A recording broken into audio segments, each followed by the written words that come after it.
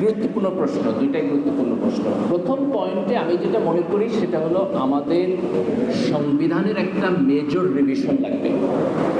এই রিভিশনটা আমরা দুইভাবে করতে পারি। একটা হলো আমরা গণপরিষদ করে আবার নতুন করে লিখলাম, এইটার মধ্যে দিয়ে আমরা করতে পারি। আরেকটা হলো আমরা এক্সিস্টিং সংবিধান রাইখা এটারে প্রচুর পরিমাণ চেঞ্জ করতে পারি, যে অনেকগুলো জায়গায় প্রিয়াম্বল থেকে শুরু করে অনেকগুলো জায়গায় বড় ধরনের ফান্ডামেন্টাল পরিবর্তন করতে পারি। আমি ব্যক্তিগতভাবে দুইটারই পক্ষে, দুইটার যেটাতে আমরা অ্যাগ্রি করি।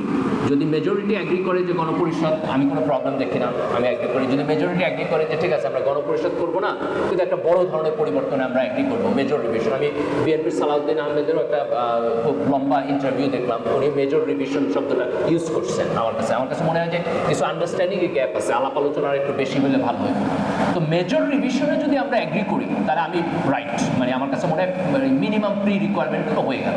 তারপর গণপরিষদে সবাই অ্যাগ্রি করলে আমরা গেলাম, না হলে গেলাম না, ইট ডাজন্ট ম্যাটার, কিন্তু একটা মেজর রিভিশন যাইতে হবে। এক। দুই হলো যে আমি মেজর রিভিশনে অ্যাগ্রি করলাম, এটা জুলাই সনদে আসলো, তারপর কি হবে? তো পলিটিক্যাল পার্টির তো এখানে কমিটমেন্ট লাগবে, তাই না? তো পলিটিক্যাল পার্টিগুলো যদি সনদে সবাই অ্যাগ্রি করে তাহলে তো সে কমিটমেন্ট দিল যে সে যাই এটা পরিবর্তন করবে। পরিবর্তন করার পরে আমাদের যেটা করতে হবে সেটা হলো সংবিধানের ফান্ডামেন্টাল পরিবর্তনকে কঠিন করে তুলতে হবে। যেমন এখন গণভোটের ব্যাপারে কথা হইতেছে, তার মানে আমি যদি সংগঠনের প্রিয়াম্বল একবার চেঞ্জ করে দিই তাহলে আরেকজন আইসা এটাকে হয় আরেকটা বিপ্লব করে আসতে হবে অথবা গণভোটে যাইতে হবে। খালি নির্বাচনে একটু অতিরিক্ত সংখ্যাগরিষ্ঠতা পাইলেই যেন এটা বদলাইতে না পারে। এই কারণে কনস্টিটিউশন পরিবর্তনকে কঠিন করে তুলতে হবে, গণভোট পর্যন্ত নিতে হবে, যাতে মেজরিটির তোমার অনুমতি পাবে এটা না করতে পারে, majority of the population. Percentage দিতে হবে যে গণভোটে গেলে কতটা, 70, 80, 90% এরকম হাই পার্সেন্টেজ দিতে হবে, যাতে এটা অলমোস্ট একটা ইম্পসিবল কাজ হয়। বিশেষ করে প্রিয়াম্বলের জায়গাগুলো, যেগুলো এক্সিকিউটিভ, যে বিচারপতির বয়স কত বা অন্যান্য জিনিস, এগুলো তুমি ডিফারেন্ট জায়গাতে রাখতে পারো, কিন্তু সংগঠনের ফান্ডামেন্টাল ফ্রেমওয়ার্ক এটা হচ্ছে 90% লোকের ভোট বা পরিবর্তন করা যাবে না, এরকম একটা ইম্পসিবল জায়গায় যেতে হবে।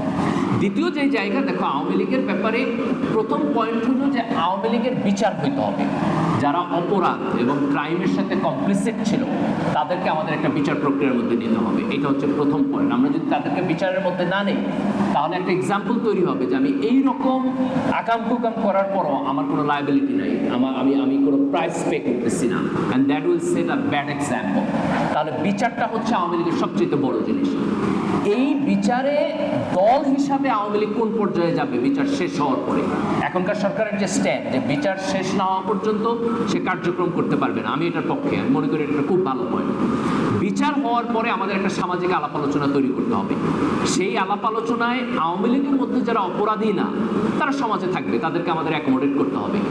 সেই অ্যাকোমোডেশন কি আওয়ামী লীগের পলিটিক্যাল নামে হবে না ভিন্ন নামে হবে, সেটা নিয়ে সামাজিক আলোচনা হতে হবে। আমি এটাকে মানে ট্রুথ রিকনসিলিয়েশনের জায়গা থেকে ব্যাপক সামাজিক আলাপ আলোচনার মধ্য দিয়ে আমরা মেজরিটি যেই জায়গায় গিয়ে দাঁড়াবো সেইখানে আমি যাইতে রাজি।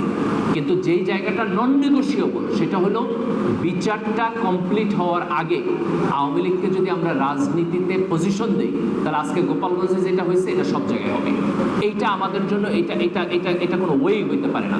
কারণ আজকে গোপালগঞ্জে তারা যেটা করছে যে একটা রাজনৈতিক দলের জনসমাবেশ আগুন দিচ্ছে, সেখানে ভাঙচুর করছে, পোড়ায় ফেলছে, এটা তো কোনো গণতান্ত্রিক ল্যাঙ্গুয়েজ না। তারা এর আগে পুরো বাংলাদেশকে এই জায়গায় নিয়ে দাঁড় করেছে, আবার ওই জায়গায় নিয়ে দাঁড় করাবে। তো এইটা কোনো অপশনই হইতে পারে না। এই অপশন থেকে বের হওয়ার জন্য আমাদের বিচার পর্যন্ত তাকে নিষিদ্ধ রাখতে হবে। বিচার শেষ হওয়ার পরে আমরা একটা আলাপ আলোচনায় যাবো আওয়ামী লীগের সাথে, যে তারা রাজনীতি কিভাবে করতে চায়, কেন করতে চায়, এই বিচারের মধ্য দিয়ে যারা অপরাধী তাদেরকে তারা কিভাবে ওন করবে, কিভাবে ডিসওন করবে, সেই আলাপ আলোচনার মধ্য দিয়ে আমরা